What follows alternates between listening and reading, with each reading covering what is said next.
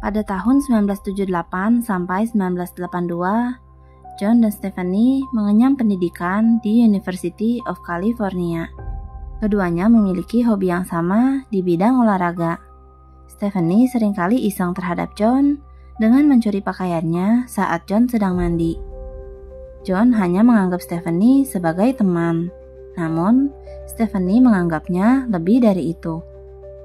Setelah mereka lulus kuliah, Stephanie memasuki Akademi Kepolisian Los Angeles dan menjadi anggota LAPD.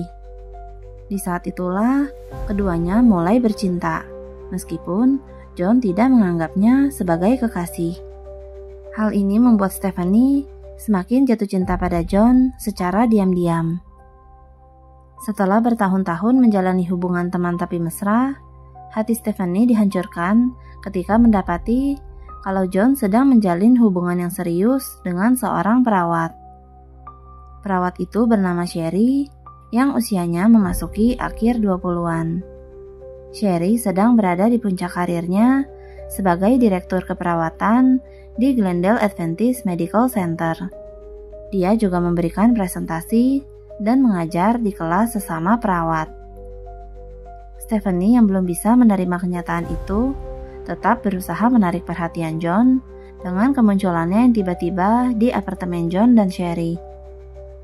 Sherry dibuat kesal dengan kedatangan Stephanie yang berpakaian indah ke apartemen mereka.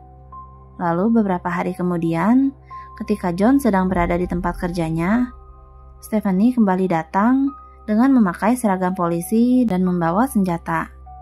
Hal ini memancing kekhawatiran Sherry. Namun, John selalu meyakinkan tunangannya kalau dia dan Stephanie tidak memiliki ikatan apa-apa. Tapi rupanya Stephanie dengan nekat mendatangi tempat kerja Sherry dan mengatakan padanya kalau hubungannya dengan John belum berakhir. Bahkan, Stephanie mengatakan dengan tegas kalau tidak ada yang dapat memiliki John selain dirinya. Sherry yang resah sempat menceritakan hal itu kepada ayahnya. Menjelang pernikahan mereka, Stephanie yang putus asa mendatangi John untuk menyatakan perasaannya. Keduanya pun berakhir dengan bercinta untuk yang terakhir kalinya. Bagi John, hal itu merupakan penutupan atas hubungan sebatas ranjang bersama Stephanie. Namun bagi Stephanie, hal itu sebagai penanda kalau hubungan mereka belum berakhir. 3 bulan setelah pernikahan John dan Sherry, memasuki tanggal 24 Februari 1986, Sherry yang sedang sendirian di apartemennya, tiba-tiba tidak bisa dihubungi oleh John maupun keluarganya. Sore harinya ketika John sampai di apartemen mereka, didapati kalau mobil Sherry telah menghilang. Lalu saat John memasuki unit apartemennya, jasad Sherry yang mengenaskan telah terbaring di ruang keluarga. Banyak ditemukan tanda-tanda perlawanan dari Sherry, seperti vas bunga yang pecah, jejak tangan berlumuran cairan merah di sebelah alarm anti-maling, dan lemari yang roboh. Sherry diketahui tewas setelah mendapatkan memar di pipi akibat senjata, gigitan di tangan, dan 3 tangan di dada yang diredam menggunakan selimut yang berlapis. Pembantu di apartemen sebelah sempat mendengar suara keributan pada jam 12.30 siang itu.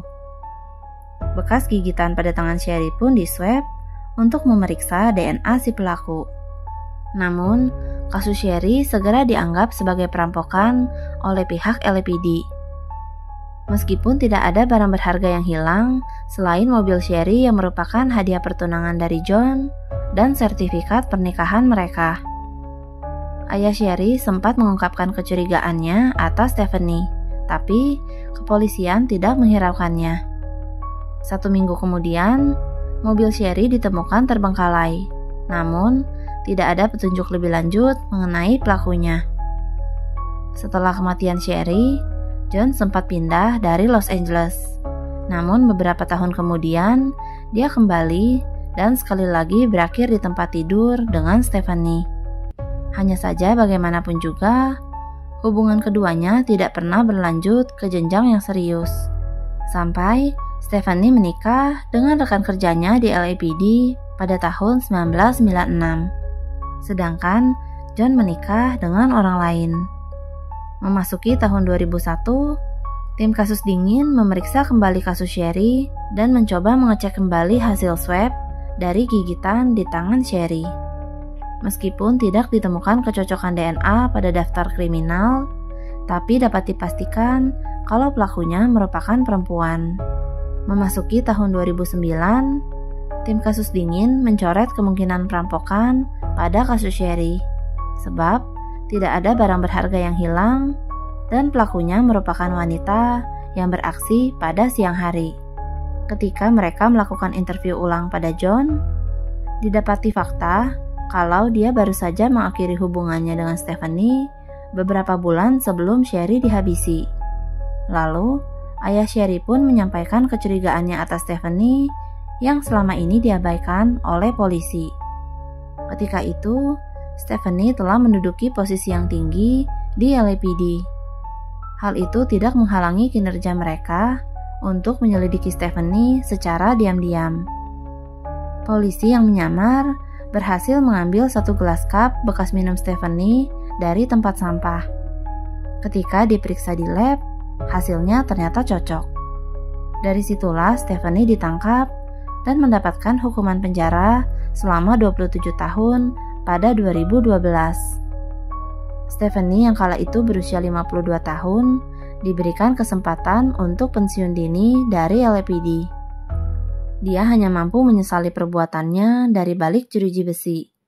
Subscribe akun YouTube aku untuk dengerin cerita lainnya. Biar aku yang bacain dan kamu yang dengerin.